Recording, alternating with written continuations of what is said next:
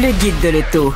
Parcours l'actualité automobile sans dérapage ni accrochage. Messieurs, on en parlait un peu plus tôt. Il y a eu une nouvelle un peu triste cette semaine, c'est-à-dire une mise en demeure contre le musée Gilles Villeneuve qui a été annoncée, qui a fait la première page du Journal de Montréal avec Mélanie Villeneuve qui poursuit essentiellement le musée Gilles Villeneuve. Et quelques jours plus tard, on a appris que le musée fermait ses portes de façon temporaire. Évidemment, pour parler de tout ça, mais aussi pour parler de l'histoire du musée Gilles Villeneuve, on était en compagnie de son fondateur, Alain Bellumeur.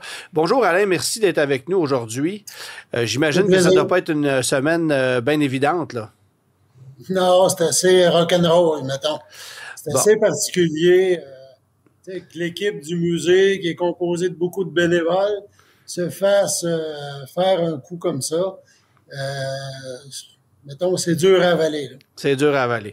Avant de parler de tout ça, je pense que on a besoin de faire un retour sur l'événement pour faire une mise en contexte parce que faut parler de ta relation avec Gilles Villeneuve que tu as connu et qui a mené à la fondation du musée, là. Oui, on remonte loin, en 1978.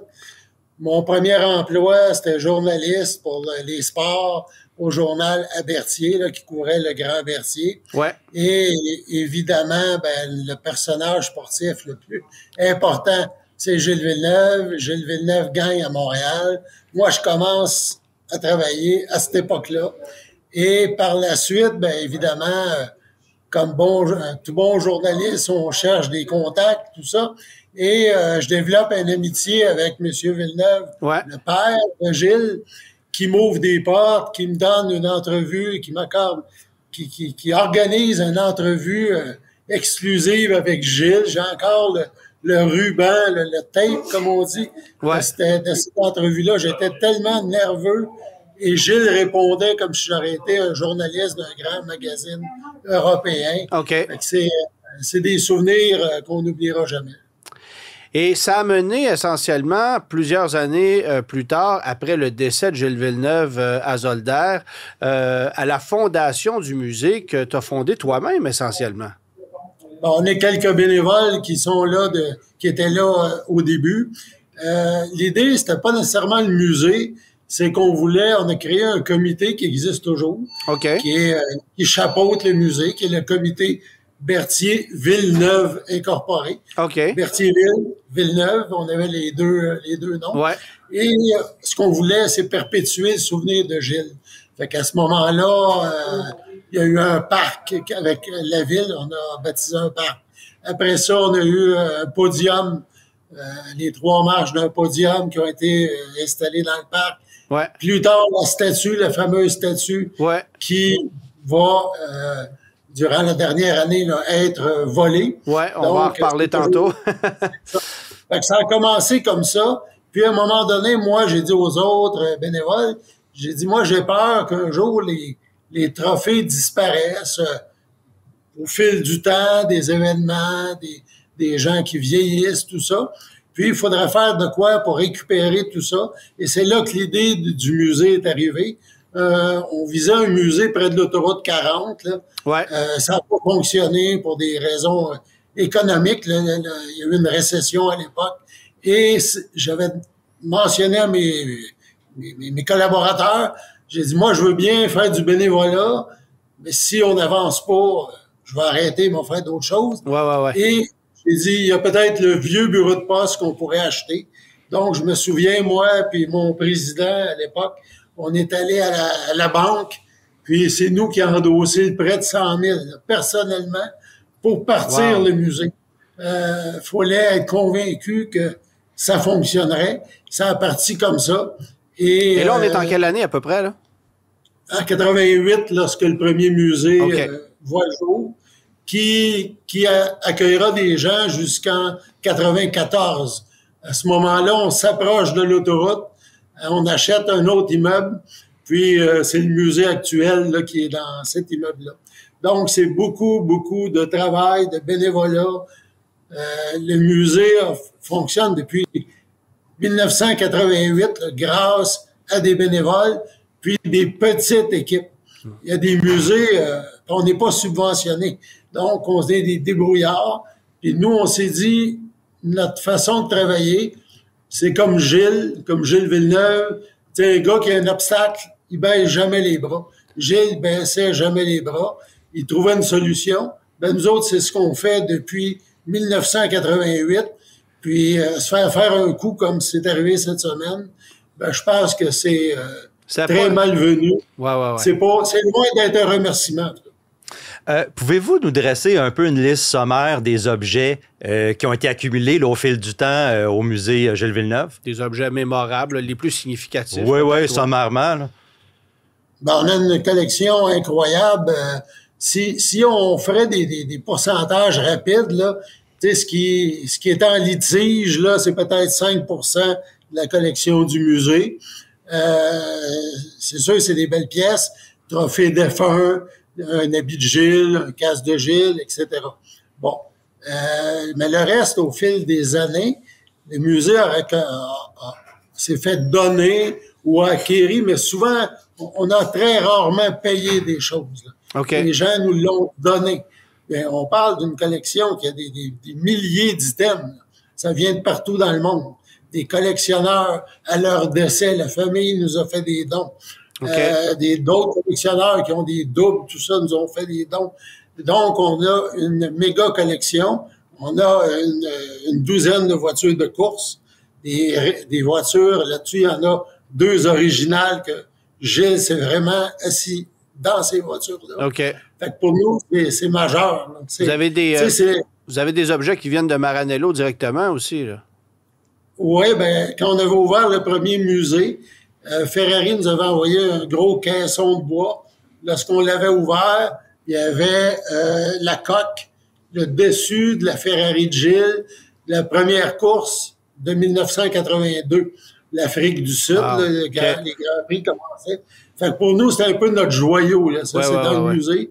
On n'a pas de Ferrari complète, parce qu'il y en a très peu, puis c'est des multimillionnaires qui sont propriétaires. Ouais. Mais on est fiers de ça. Plus des formules atlantiques. Puis au fil des années, c'est rajouté par exemple,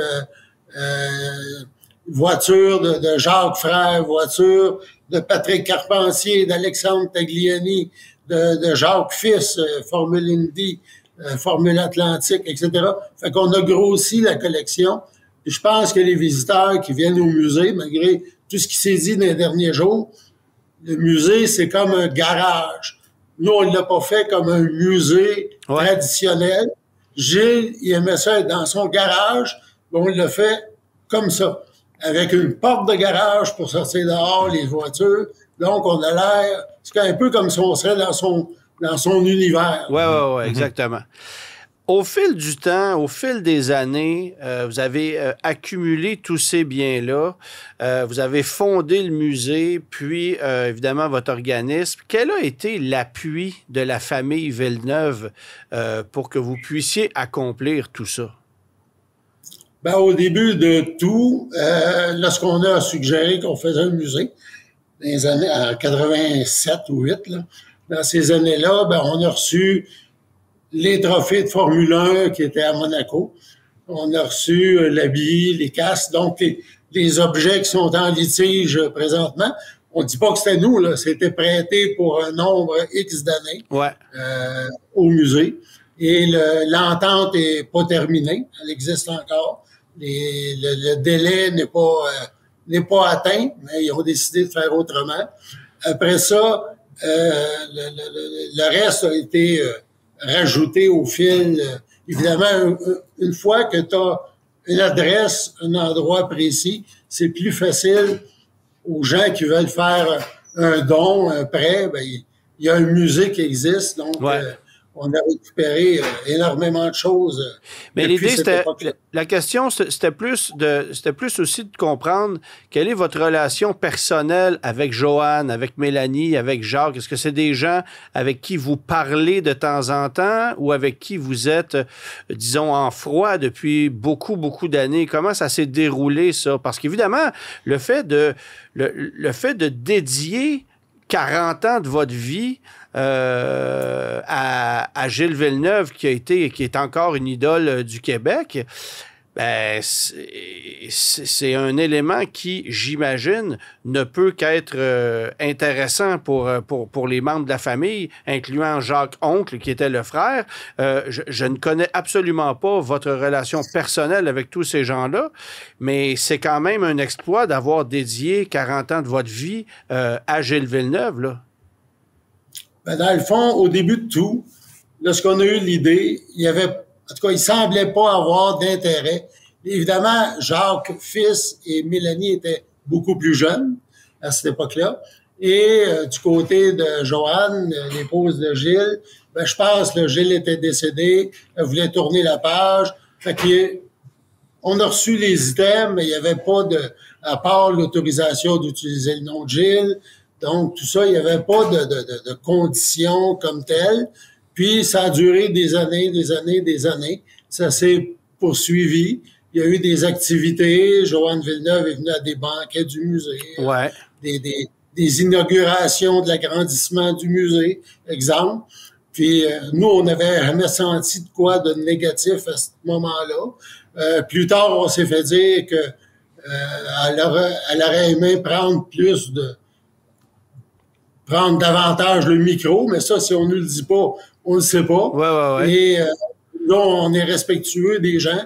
Ils venaient, tu sais, comme Mme Villeneuve, la mère de Gilles, elle venait à nos activités, mais elle ne voulait pas être sur l'avant-scène. On respectait ça. Elle ne voulait pas qu'on l'identifie nécessairement. Okay. Tu sais, elle était là, puis nous autres, ça nous faisait plaisir. Fait que ça a toujours été ça, puis jusqu'au moment où, à un moment donné, là, Mme Villeneuve est déménagée, est revenue au Québec. Puis, elle avait décidé que le musée devait s'en aller à Montréal. Puis les bénévoles, nous, on a dit, les bénévoles, mon équipe, tout ça, les gens qui aident le musée, on a dit non, Gilles, c'est Berthierville, l'histoire a commencé à Berthierville, on ne déménagera pas à Montréal. Puis on est heureux de ne pas avoir déménagé à Montréal parce que probablement que ça aurait fermé pas longtemps après avec la pandémie. Et considérant tous les coûts que ça implique, ben ouais. Oui, parce que faire vivre le musée à Berthier ou faire vivre à Montréal, c'est deux mondes. C'est deux réalités, oui. C'est sûr que l'immobilier n'est pas le même. On s'entend. Puis les gens qui nous aident, tu sais, c'est assez impressionnant. Le musée, depuis 88, là, imaginez, ça fait beaucoup d'hiver, ça. Le musée n'a jamais payé de déneigement. Il y a une compagnie à Berthier qui vient déneiger notre cour gratuitement en souvenir de Gilles pour aider le musée depuis les tout débuts. Vous essayerez de faire ça à Montréal, je suis pas sûr que ça fonctionne. Non, c'est sûr qu'effectivement, il faut dire qu'à Montréal, ils ont pas encore fini, là, semble-t-il. Ça fait 2 semaines qu'il y a eu une tempête, là, ils sont encore en train de déneiger. Fait que peut-être le taux d'efficacité n'est pas nécessairement le même, mais c'est complètement une autre histoire. Évidemment, est arrivé un événement malheureux l'automne dernier qui a choqué tout le Québec. Le vol de cette fameuse statue en cuivre qui a probablement été vendue pour une coupe de 100$. On ne sait pas, personne ne sait ce qui est arrivé avec ça ou à peu près, sauf ceux qui l'ont fait, évidemment. Qu'est-ce que ça a eu comme impact? Je dirais autant positif que négatif, parce qu'en quelque sorte, ça a aussi été une publicité pour le musée, là, j'ose croire. Oui, évidemment, des retombées à travers le monde de la course, hein, on parle. Ouais. L'Italie, l'Europe, l'Angleterre, c'était incroyable. Mais nous, c'est comme particulier, parce que cette statue-là, toute mon équipe, mes bénévoles, tout ça, on l'aimait, ce statut-là. Là, tu sais, c'était Gilles. Les gens montaient à côté sur le podium, se faisaient photographier. Ces images-là circulaient partout dans le monde. Ouais. Tu sais, ils montraient ça à d'autres Italiens, à d'autres Anglais d'Angleterre, etc., des Allemands, peu importe. Donc, c'était comme une carte postale pour le musée, automatique, dès que les gens venaient visiter. Ça avait été conçu comme ça, en face du musée. Sauf qu'à l'époque, c'est le premier geste de notre organisation, cette statue-là, ça avait coûté à peu près 20 000. Des bénévoles, des amis du musée. Dans les années 80, là. C'est ça. Puis aujourd'hui, la faire avec hausser un peu la sécurité là, pour pas se faire voler. Ouais. Ben, on parle de 100 000. Mais 100 000, oui, il y a des gens qui nous ont dit on donne 10 000, 5 000, tout ça. Mais moi, au moment présent, si j'ai pas le 100 000 qui vient d'ailleurs que de nos commanditaires normaux, Ouais. il ne faut pas que je prenne l'argent de ceux qui nous aident pour payer l'électricité, le chauffage, les salaires, tout ça, pour refaire une statue. Il faudrait... Ça prend un 100 000 qui vient complètement d'ailleurs, mais rendu là, la question, c'est que si vous avez 100 000 est-ce que vous allez vouloir l'investir dans une statue ou dans le musée lui-même? Là, évidemment, c'est l'œuf ou la poule. Qu'est-ce qu'on fait? Bon. C'est ça. C'est pour ça que c'est pas facile. Ouais. Et que c'est ça, j'essaie de dire, de répéter depuis le vol de la statue. Oui, boum, demain, on reçoit... Quelqu'un gagne à l'auto 100 000 puis il nous le donne. La statue, on la fait faire 10 minutes après. Ouais. Mais il faut pas piger dans l'argent qui va nous aider à vivre au quotidien parce qu'on n'est pas subventionné, je le rappelle. Il faut pas piger l'argent pour créer une statue puis qu'après ça, on ferme le musée. Là. Et il faut quand même rappeler aux gens qu'annuellement, vous faites des banquets, des levées de fonds pour garder le musée en vie, ce qui est tout un défi. Évidemment, avec les années qui passent, les gens peut-être sont de moins en moins généreux, puis il y a des gens qui passent, qui reviennent, mais qui sont pas tout le temps constants. Donc, c'est une lutte quotidienne que de garder le musée en vie pour que ce soit financièrement viable, parce que c'est pas uniquement avec les revenus des visiteurs que vous êtes capable de garder ça en vie. Il y a ça aussi comme défi et qui, je comprends, ne plaît peut-être pas nécessairement à la famille Villeneuve qui voudrait avoir un musée peut-être plus grandiose, plus exceptionnel, sauf qu'en même temps, il n'y a pas d'implication. Fait que, bon, comment on se débrouille, là? C'est ça. T'sais, nous, on fait ce qu'on a à faire pour poursuivre.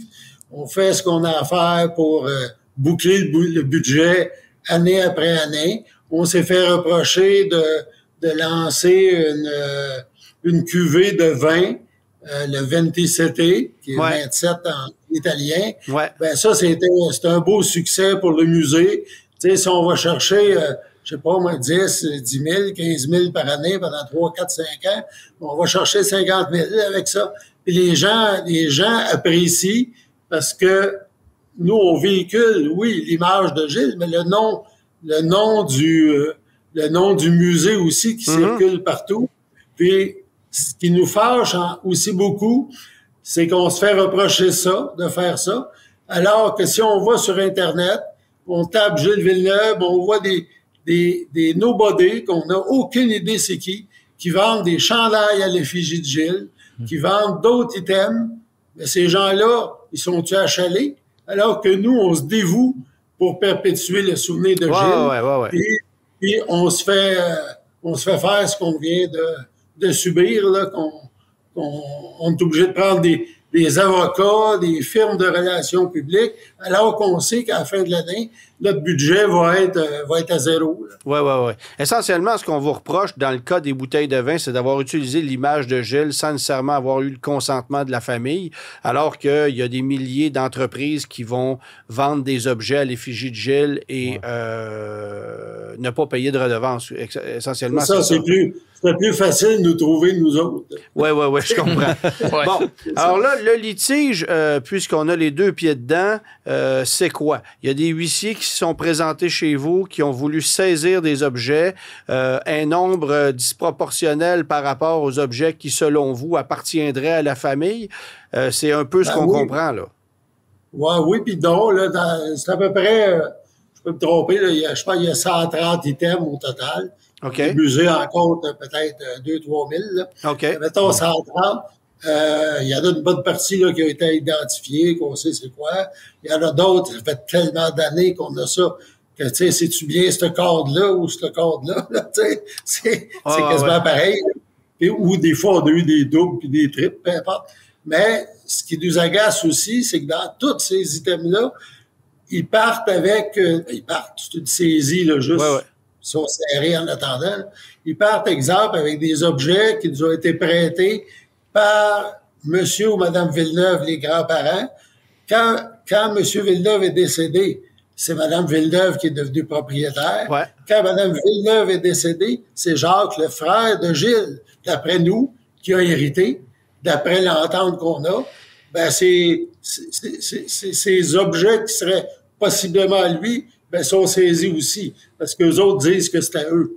Fait que ça, c'était d'autres litiges qui est pas de mon ressort, mais moi, mais ça Alain, je m'excuse de te couper, je t'écoute parler.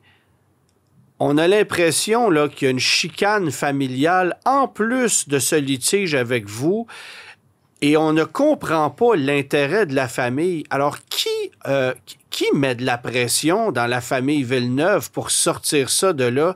Est-ce que c'est Jacques fils? Est-ce que c'est Jacques oncle? Est-ce que c'est Joanne? Est-ce que c'est Mélanie? Tu sais, on comprend pas. Puis Mélanie, bon, évidemment, elle a été dans l'ombre durant ces 40 dernières années, là, où le musée a existé. Pourquoi, soudainement, il y a cette soudaine demande de sortir des objets? Est-ce qu'on sait seulement ce qu'on veut faire avec? Et est-ce que vous avez tenté de jaser avec la famille Villeneuve pour en arriver à une entente? C'est de l'incompréhension présentement, là. Ouais, cet été, j'ai parlé à Mélanie. Elle est venue au musée. Okay. Elle me disait qu'il y avait une exposition sur la F1 à Toronto, qu'il y avait un casque de Gilles qui avait été prêté pour cette expo-là, que possiblement cette expo-là pourrait se promener à travers le monde, là, peu importe, puis qu'elle aimerait avoir d'autres souvenirs de Gilles. Okay. J'ai jamais dit non. J'ai dit, moi, je suis d'accord de collaborer si, en quelque part, il y a le logo du musée qui apparaît pour nous aider. Tu sais, ça peut être donnant, on prête, on cherche. Puis, je sais pas, ça c'est pas réalisé ou peu importe. Mais tu sais, on n'était pas fermé à ce genre de collaboration qui fait voyager notre musée aussi à travers le monde. Ça, je pense que ça aurait été bénéfique pour nous. L'élément déclencheur, est-ce que ça a été le vol de la statue? Est-ce que soudainement... c'est ce qu'ils disent, mais je comprends pas. Tu sais, la statue est à l'extérieur du musée. On n'a jamais eu de problème dans le musée. Il y a un système de caméra, il y a l'alarme. Bon, un voleur qui veut voler, il va le faire, puis... après ça, on aura les preuves en conséquence. La statue était juste comme positionnée hors caméra, mais jamais j'aurais pensé qu'on se fait voler la statue. Tu sais, j'avais plus de crainte qu'un jour, un véhicule fasse un embardé, puis vu que la statue est à 30 pieds à peu près de l'avenue Gilles-Villeneuve, il frappe la statue, puis il faut la réparer, puis tout ça. Tu sais, ça n'a jamais arrivé. Tu sais, c'est incroyable. Parce que cet événement-là qui a été, qui vous a donné de la publicité, il y a des gens qui ont dit, c'est peut-être un coup monté justement pour que le musée ait droit à une nouvelle visibilité alors qu'il perdait de la vigueur. On a entendu toutes sortes d'affaires, là. Ouais. Tout a été dit sur cette histoire-là. Mais en demeure pas moins que, tu sais, moi, la conclusion, puis on en parlait, nous trois, tantôt, tout ce qui se passe en ce moment, ça ne fait que ternir l'image de celui que vous honorez depuis 40 ans, là. C'est ça qui est dommage. Il n'y a personne qui gagne là-dedans, là. Non. Tu sais, puis déjà, il y avait un fossé, mais c'est comme si on vient de creuser le fossé encore plus large, là. Fait que ça va être dur de rétablir des ponts. Si un jour, il faut faire un pont, il va être beaucoup plus long. Ça va s'appeler le pont Gilles-Villeneuve? On ne sait pas. Je ne sais pas. Mais... Je ne sais pas s'il va se rendre à Sorel de l'autre côté. Oui, c'est ça. C'est dommage, là, parce que nous, dans le fond, notre passion, c'est de perpétuer le souvenir de Gilles au fil des ans. Ça a marché, ça fait 40 ans, et des générations. Tantôt, vous avez dit, il peut y avoir un déclin. On est surpris parce que depuis quelques années, il y a beaucoup plus de jeunes qui viennent au musée. Souvent, c'est avec leurs grands-parents. Puis ça, c'est notre fierté. Tu sais, notre mission, nous autres, c'est d'être le lien entre les générations. Et je pense que le musée l'a bien accompli. Peut-être qu'on n'a pas un beau musée en marbre, étincelant, avec la technologie hors norme. On a un musée dans les années de Gilles. les gens se retrouvent dans un emplacement qui ressemble à un garage. Gilles, je pense qu'il aurait été à l'aise pour travailler avec ses autos dans notre musée. Et votre souhait ultime, avec tout ce qui se passe en ce moment, c'est quoi? Ben, quand je dis votre souhait, c'est le souhait de votre équipe, bien sûr. Oui, c'est ça. Tu sais, les pièces qui sont parties, on ne peut pas les remplacer comme telles, mais on peut les remplacer par d'autres. Là. Bon, quelqu'un ne verra pas le trophée de Imola, mais il verra le trophée d'un autre événement ou une pièce de collection en fonction de ce qu'on présenterait. Mais à ce moment-là, je pense qu'on a assez de matériel pour regarder le musée. Mais moi, ce que je trouve dommage, c'est en plus dans le timing, comme on dit, excusez l'expression. Tu sais, là, les vitrines sont défaites, sont vidées. Moi, je vous le dis, là, vous voyez le décor. Je suis présentement à l'hôpital en attente d'une opération. Je dois faire des entrevues. On dirait que c'est quelqu'un le savait. Là. Fait que je suis pas au musée. C'est des bénévoles qu'il faut qu'ils se démènent avec les huissiers pour trouver, c'est le trophée de telle course, c'est ça, prendre des photos, tout ça. Fait que, tu sais, je pense que c'est malheureux de frapper sur des bénévoles comme ça, alors que notre mission, depuis le début, c'est de perpétuer le souvenir de Gilles. Puis si le musée n'aurait jamais existé, je pense que les trophées seraient éparpillés à travers la planète. Ouais. On en retrouverait dans le marché aux puces aux voitures anciennes de Granby, là. Ouais. Et voilà. Le musée a été, on s'est reproché de ne pas être un bon gardien, mais je pense qu'on a été un très bon gardien des items de collection. Puis ça, on en est fiers, nous. Ben, effectivement, je pense que ça mérite d'être souligné. Félicitations pour avoir perduré toutes ces années-là. Puis on va vous souhaiter la meilleure des chances à vous et votre équipe pour, évidemment, tout ce qui s'en vient pour la suite. Et surtout que le musée réouvre ses portes parce qu'en ce moment, c'est temporairement fermé, là. Oui, c'est ça. Puis ça, encore, c'est un autre coup. C'est la semaine de relâche. Fait que, tu sais, en plus, je suis pas là pour aider. Fait qu'on vient de perdre des fonds en plus. On dirait à chaque fois qu'on a une opportunité d'autofinancer le musée, la famille Villeneuve là, arrive avec pas un projet, mais une façon de contrecarrer que ça nous nuise. C'est ça qui est dommage. C'était pas nécessaire. Enfin bref, bonne chance dans cette aventure-là, puis merci d'avoir pris le temps de nous parler, puis surtout, prompt rétablissement. Là, on voit que vous êtes à l'hôpital, merci. Alors prenez soin de vous, puis on espère se reparler une prochaine fois dans une ambiance un peu plus positive.